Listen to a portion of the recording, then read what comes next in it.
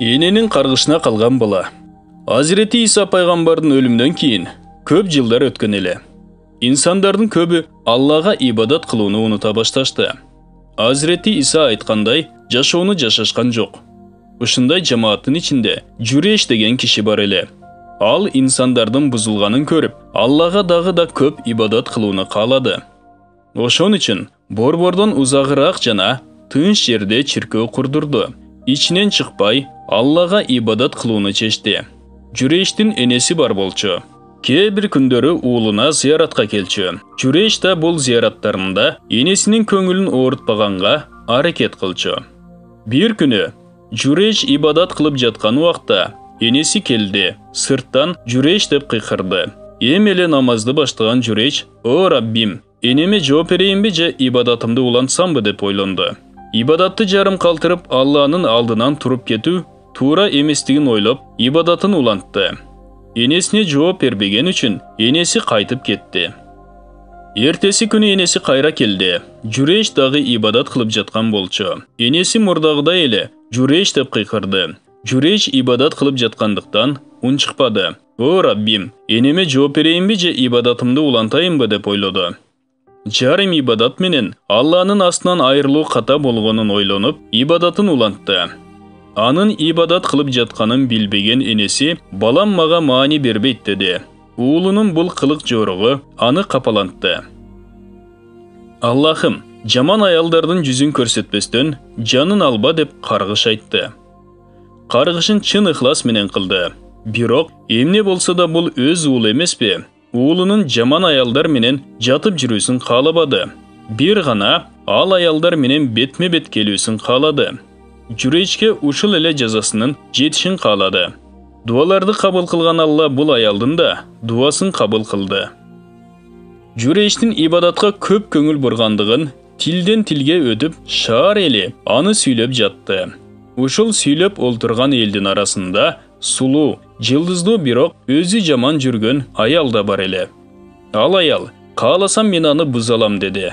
Чогулуштагылар ага ишене алышпады. «Кыла албайсың, ал Аллага көңүл бурган адам, сенин жүзүңө да карабайт» дешти.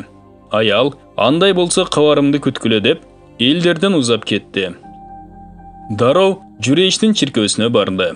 Жүреш элдер айткандай эле ал аялдын жүзүнө да караган жок. Жүрештин мечитинде жашаган бир чабан бар болчу. Жүрешти алдай албастыгына көзү жеткен аял чабанды алдады жана аны менен мамиледе болду. Андан балалуу болду. Аял төрөгөндөн кийин баламдын атасы Жүреш деди. Муну уккан эл чиркөөгө келип, Жүрешти уруп согуп чиркөөсүн талкалашты. Жүреш эч нерседен кабары жок эле. «Менден эмне каалайсыңар? Эмне үчүн мындай мамиле кыласыңар?» деп кыйкырды. Жүрешти уруп соккон эл, «Сен баланча аял менен зына кылыпсың, андан балаң да бар экен» дешти. Жүреш, «Бул куру доомат, жала. Ал аял жаман ою менен мага келди. Бирок мен анын жүзүнө да караган жокмун. Мени ушундай кылды деп кантип ойлодуңар? Бөбөк каякта? Алып келгиле» деди. Бөбөктү алып келишти. Жүреш, «Мага уруксат бергиле, мен намаз окуйун» деди.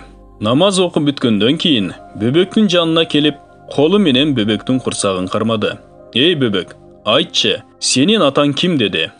Балага тил кирип, «Менин атам баланча чабан» деп жооп берди. Жаңы туулган бөбөктүн сүйлөгөнүн көргөн эл Жүрештин бутуна жыгылышты, көз жаштарына жуулуп, андан кечирим сурай башташты.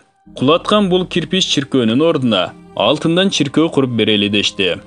Жүреш кабыл албады.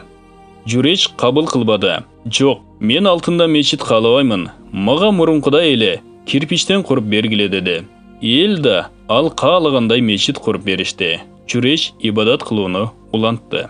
Окуядан алынган пайдалар. Баланын эң негизги милдети ата энесине баш ийип, алардын көңүлдөрүн оорутпоо. Алла Кур'аны Каримде баланын ата энесине уф деп да айтуусуна тыюу салган. Ата энесин ыраазы кылуу Алланы ыраазы кылуу менен барабар. Экинчи, ата эненин балдары үчүн кылган бардык дуаларын Алла эч качан кабыл кылбай койбойт. Ата энелер эч качан балдарын каргабаш керек. Каргаса да абайлап сүйлөшү керек. Тамашалап каргаганга болбойт. 3. Алла қалаған уағында сүйген құлдарына чуқул керемет көрсөтүүсүнө мүмкүнчүлүк берип жана аларга жардамдашат. Бул аңгемеде да Алла сүйүктүү кулдарынын бири Журейш үчүн бир канча күндүк бөбөктү сүйлөттү. 4. Ичи сырты туура болгон инсандар эч качан жалгыз калбайт жана зыянга учурабайт. Алла ар дайым алар менен бирге. Бул баян Пайгамбарыбыз саллаллаху алейхи вассалам айтып берген окуялар китебинен алынды. Урматтуу мусулман бир туугандар, биздин Ихро медиа каналыбызга катталыңыздар.